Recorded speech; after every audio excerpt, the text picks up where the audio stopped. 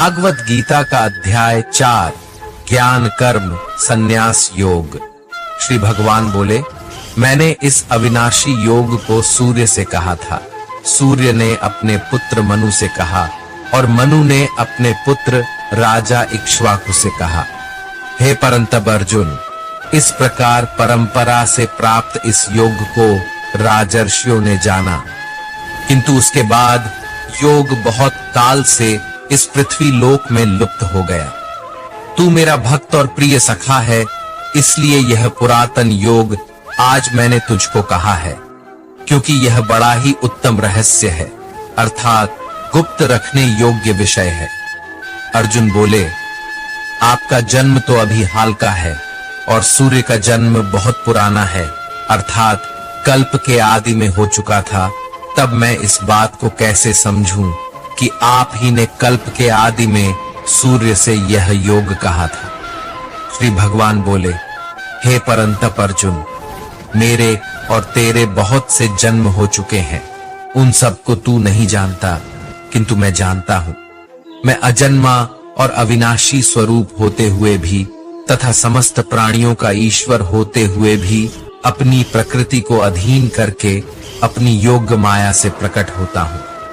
हे भारत, जब जब धर्म की हानि और अधर्म की वृद्धि होती है, तब तब मैं अपने रूप को रचता हूं, अर्थात साकार रूप से लोगों के सम्मुख प्रकट होता हूं।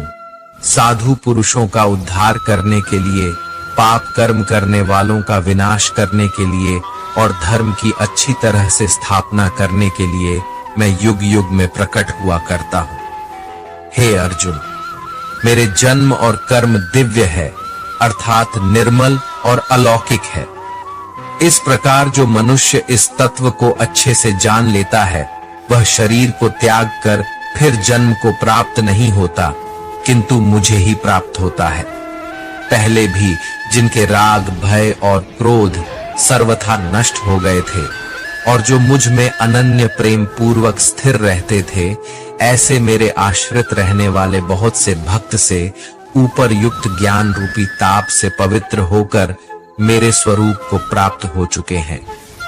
हे अर्जुन, जो भक्त मुझे जिस प्रकार भजते हैं, मैं भी उनको उसी प्रकार भजता हूं, क्योंकि सभी मनुष्य सब प्रकार से मेरे ही मार्ग का अनुसरण करते हैं।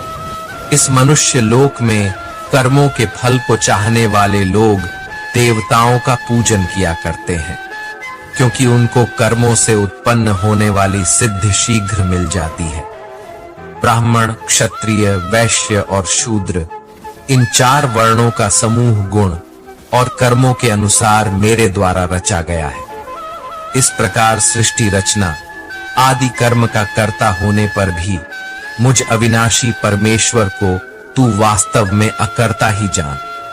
कर्मों के फल में मेरी स्पृहा नहीं है, इसलिए मुझे कर्म लिप्त नहीं करते।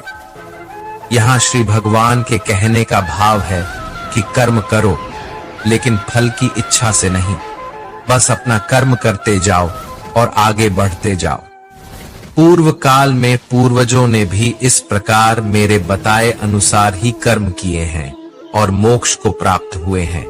इसलिए अगर तू भी मोक्ष को पाना चाहता है, तो पूर्वजों द्वारा सदा से किए जाने वाले कर्मों को ही कर। कर्म क्या है और अकर्म क्या है, इस प्रकार इसका निर्णय करने में बुद्धिमान पुरुष भी मोहित हो जाते हैं। इसलिए वह कर्म तत्व मैं तुझे भली भांति समझाकर कहूंगा, जिसे जानकर तू अशुभ से अर्थात कर्म बंधन से मुक्त हो जाएगा। यहाँ श्री भगवान बताएंगे कि सही में कर्म क्या है। कर्म का स्वरूप भी जानना चाहिए और अकर्म का स्वरूप भी जानना चाहिए तथा विकर्म का स्वरूप भी जानना चाहिए।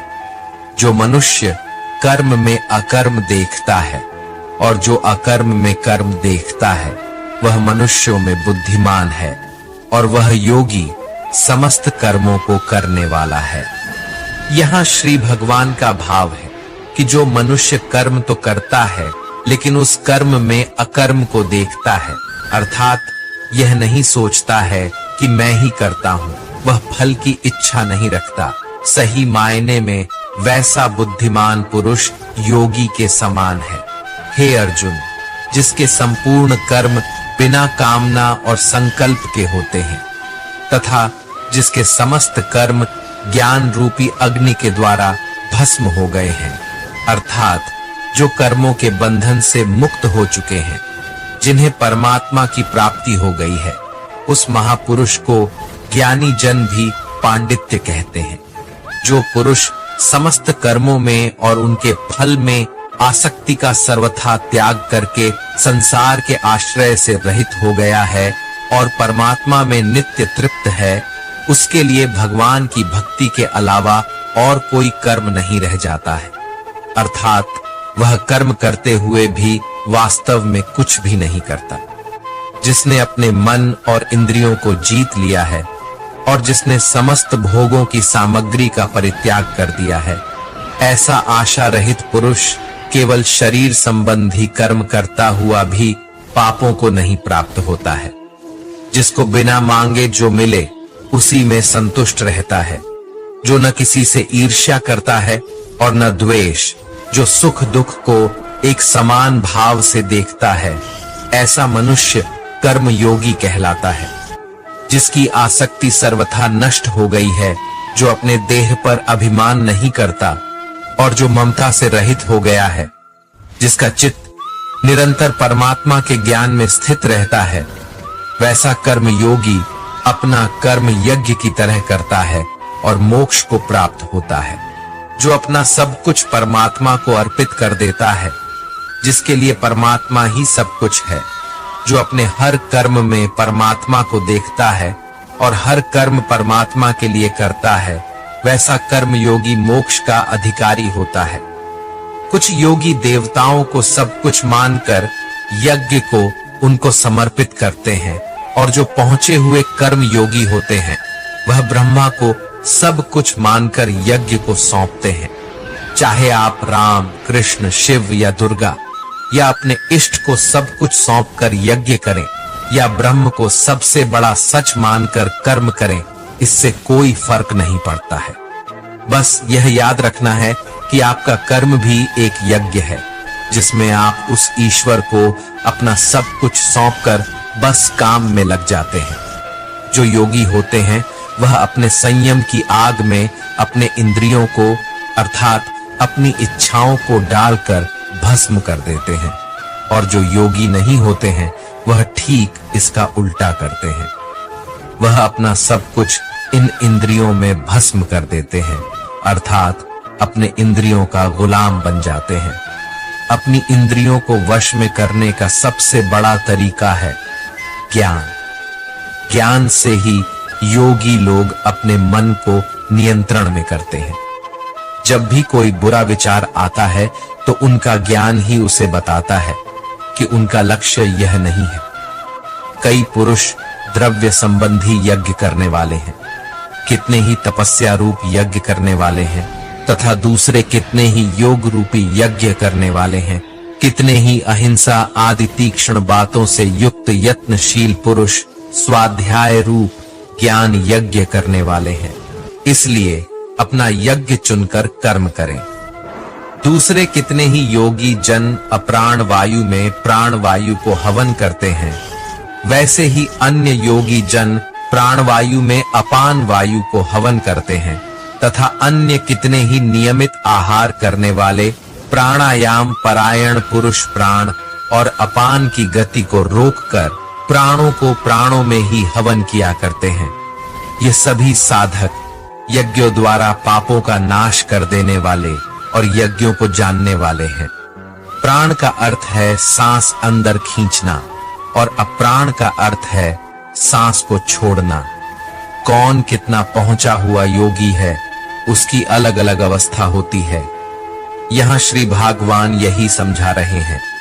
हे कुरुश्रेष्ठ अर्जुन, यज्ञ से बचे हुए अमृत का अनुभव करने वाले योगी जन सनातन परब्रह्म परमात्मा को प्राप्त होते हैं, और यज्ञ न करने वाले पुरुष के लिए तो यह मनुष्य लोक भी सुखदायक नहीं है, फिर परलोक कैसे सुखदायक हो सकता है। यज्ञ करने के बाद जो बचता है उसे श्री कृष्ण अमृत बता रहे हैं और यह अमृत सीधे भगवान तक ले जाता है। यहाँ यज्ञ को आप कर्म भी समझ सकते हैं। कर्म करने के बाद जो उसका फल हो उसे भगवान का आशीर्वाद समझ उसमें संतुष्ट होकर अपने अगले कर्म में लग जाना चाहिए। इसी प्रकार और भी बहुत तरह के यज्ञ वेद की वाणी में विस्तार से कहे गए हैं। उन सब को तू मन, इंद्रियां और शरीर की क्रिया द्वारा संपन्न होने वाला जान। इस प्रकार तत्व से जानकर उनके अनुष्ठान द्वारा तू कर्म बंधन से सर्वथा मुक्त हो जाएगा, अर्थात तू परमात्मा को प्राप्त हो जाएगा। हे अर्जुन, आहुति चढ़ाकर किए गए यज्ञ की अपेक्षा ज्ञान यज्ञ अत्यंत श्रेष्ठ है। ज्ञान यज्ञ वह है जिसमें अपनी इंद्रियों को वश में रखते हैं, अपनी सांसों पर नियंत्रण रखते हैं। कर्म तो करते हैं लेकिन फल की इच्छा नहीं रखते हैं। ये सब ज्ञान यज्ञ ही तो है। ज्ञान यज्ञ हमें सीधे ईश्वर से साक्षात्कार कराता है, हमें उनसे जोड़ता है। उस ज्ञान को तू तत्वदर्शी ज्ञानियों के पास जाकर समझ, उनको भली भांति दंडवत प्रणाम करने से, उनकी सेवा करने से और कपट छोड़कर सरलता पूर्वक प्रश्न करने से वे परमात्मा तत्व को भली भांति जानने वाले ज्ञानी महात्मा तुझे उस तत्व ज्ञान का उपदेश देंगे, जिसको जानकर फिर तू इस प्रकार मोह को नहीं प्राप्त होगा। तथा हे अर्जुन, उस ज्ञान को प्राप्त करके उस पर अमल करके तू परमात्मा को प्राप्त हो जाएगा।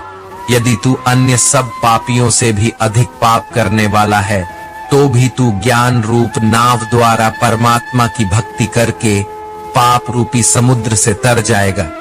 क्योंकि हे अर्जुन, जैसे प्रज्वलित अग्नि ईंधन को भस्म कर देता है, वैसे ही ज्ञान रूप अग्नि संपूर्ण कर्मों को भस्म कर देता है और मनुष्य परमात्मा को प्राप्त हो जाता है। इस संसार में ज्ञान के समान पवित्र करने वाला निसंदेह कुछ भी नहीं है। उस ज्ञान को कितने ही काल से कर्मयोग के द्वारा मनुष्य अपनी मृत्यु के पश्चात अगले जन्म में अपने आप ही आत्मा में पा लेता है और वह मनुष्य फिर से कर्मयोग में लग जाता है। अर्थात ज्ञान कभी नष्ट नहीं होता है। जिसने अपनी इंद्रियों को जीत लिया है वह मनुष्य ज्ञान को प्राप्त होता है और भगवान की प्राप्ति कर परम शांति को प्राप्त हो जाता है। विवेकहीन और श्रद्धा रहित और संशय युक्त मनुष्य इस ज्ञान को कभी प्राप्त नहीं कर पाता है। ऐसे संशय युक्त मनुष्य के लिए न यह लोक है, न परलोक है और न सुख ही है। हे धनंजय, जिसने कर्म योगी की विधि से समस्त कर्मों को परमात्मा में अर्पण कर दिया है और जिसने विवेक द्वारा समस्त संशयों का नाश कर दिया है, ऐसे वश में किए हुए मन वाले पुरुष को कर्म नहीं बांधते और वह सीधे परमात्मा को प्राप्त होते हैं। इसलिए हे भरतवंशी अर्जुन, तू हृदय में स्थित इस अज्ञान जनित अपने संशय का विवेक ज्ञान रूप तलवार द्वारा छेदन करके समत्व रूप कर्म योग में स्थित हो जा और युद्ध के लिए खड़ा हो जा। इस प्रकार उपनिषद, ब्रह्म विद्या तथा योग शास्त्र रूप श्रीमद् भागवत गीता के श्री कृष्ण अर्जुन संवाद में ज्ञान, कर्म, संन्यास योग नाम का चौथा अध्याय